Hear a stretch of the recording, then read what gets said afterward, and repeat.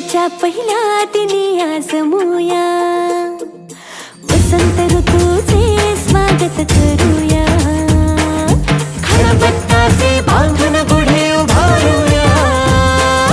रांगोळी काढूया, फुगडी खेळूया, श्रीखंड पुरीचा नैवेद्य वाढूया, रांगोळी काढूया, तोरण बांधूया, नवीन वर्षाचा आरंभ करूया, चला साजरा करूया गुढी पाडवा.